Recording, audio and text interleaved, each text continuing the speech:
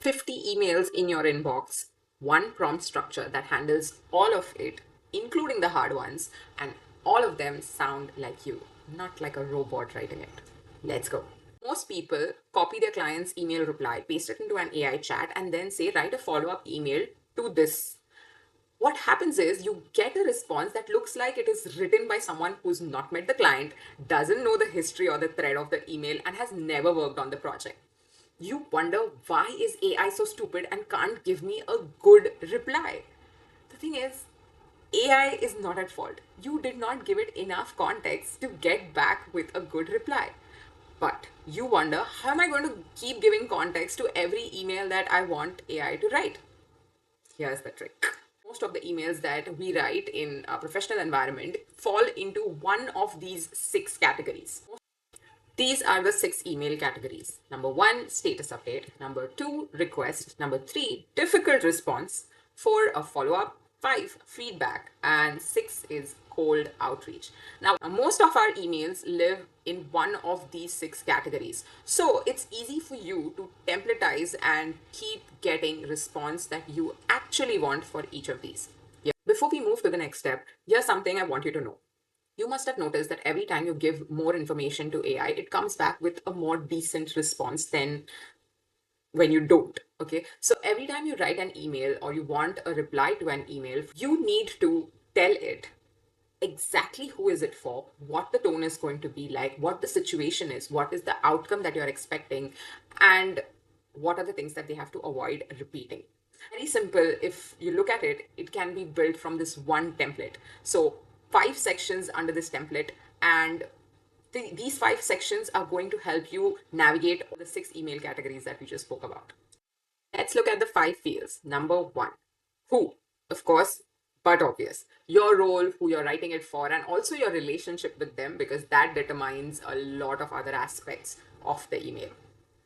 Number two, the situation. What happened or what are you actually responding to? You don't need to really give a thesis out of it, but just what exactly happened in a few words. Three, the outcome. What you need to happen after they read this. So most of the time, this is the place where AI goes very wrong. It gives you a response that it feels could be the outcome. So it's just saying, for example, if there is a delay in the timeline, it is just going to say, this is the delay in the timeline. It will not really know whether you want an approval, whether you just want to update, or whether you're asking for a solution. So unless you tell it the outcome, it will never understand that. Number four is the tone. Even a word, like one word is enough. It's firm, natural, neutral, warm, conversational, whatever it is that you want, just the tone that needs to be, that the email needs to be in. Number five are the constraints. So, what is the maximum length? Anything that you want to avoid? Do not start with, I hope this email finds you well. Whatever it is, mention all of those things and you are sorted. That's it. These are the five fields that you can use across all six categories. Let me show you example of three of those six categories. Let's consider the difficult response category as our first example. Okay, imagine that you have a client who is wanting to get the project completed 2 days earlier and you honestly can't move it. Okay, so what are you going to do? Let's write client wants to move the project 2 days prior. I can't, help me write an email.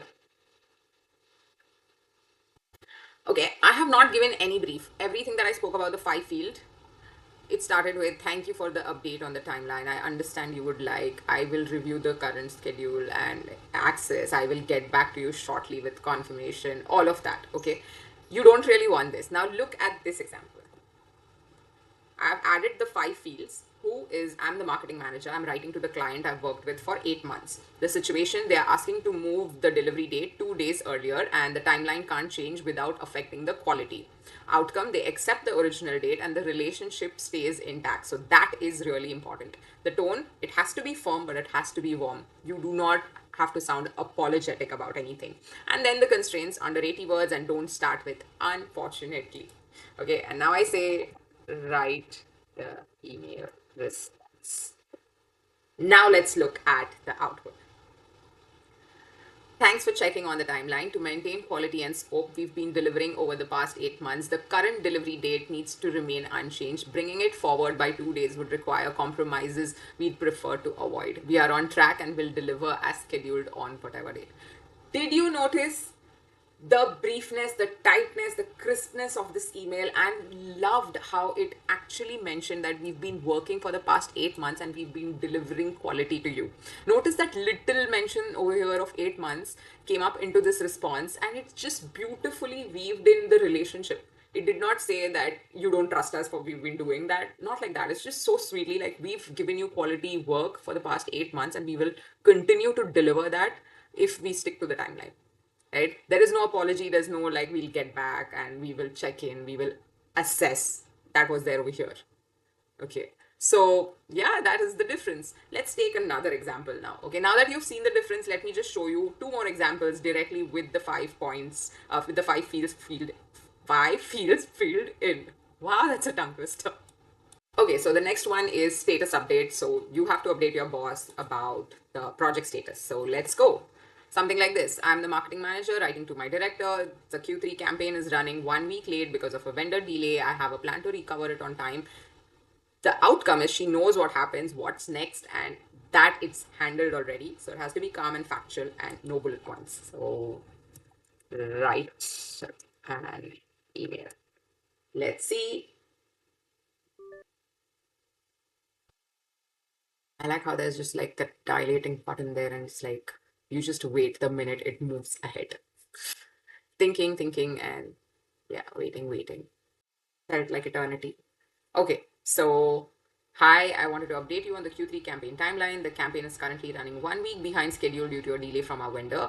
To recover the lost time, we've adjusted the project plan, streamlined approvals, and reallocated resources to critical tasks. The revised schedule keeps us on track to meet our key objectives, and I'll continue monitoring the progress slowly. Notice, no bullet points, no dragging on, under 100 words, very crisp. Your director would just be so pleased with your email. I know, not really pleased because there's a delay. But did you notice the difference and how apt it becomes with just these 5 fields? Now let's move to the last example, which is cold outreach. I know it's another common one, and here's something that I've prepared, which is who, marketing professional, reaching out to someone I've never met in a similar field. Situation, I want to explore working together on a content project, and the outcome is they agree for a 20-minute call. It has to be warm, peer-to-peer, not salesy, because most cold outreach are salesy, so you don't want that. And constraints under 70 words, no, I came across your work and was amazed, and no, hope this finds you well, because that clearly gives away that it is a very robotic email. So right. Let's see. What do we get here? This was quick. Hi, I work in the content marketing space, and I think there may be some interesting overlap between what we both are working on. I'm exploring a content project and would value the chance to compare notes and see whether there's a fit to collaborate. Would you be open to a 20-minute call sometime this week or next week? Now, notice how this is again crisp and sweet and just to the point. I might just change this bit here, which is would value the chance to compare notes. Now, compare notes is not what you usually use. I could just directly say ask for changes and say use something more conversational. Let's see what it does there.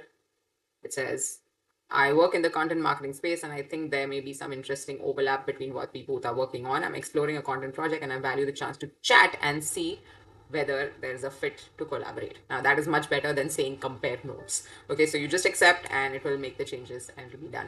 Notice how it was just that one tiny little change rather than sitting and going back and forth for every single sentence. Okay. Ta-da! Did you notice how super simple it became to write any email with just these 5 fields? You're welcome. And if you want the link to these 5 fields and the samples are in the description, please go ahead, check it out, and copy and paste it somewhere where you actually use it. If you live in Notion or Notes or Docs, wherever it is, just keep it handy so you can respond to every email in a jiffy. All right, if that helped, please subscribe. I share practical AI tips for non-tech professionals every week. See you.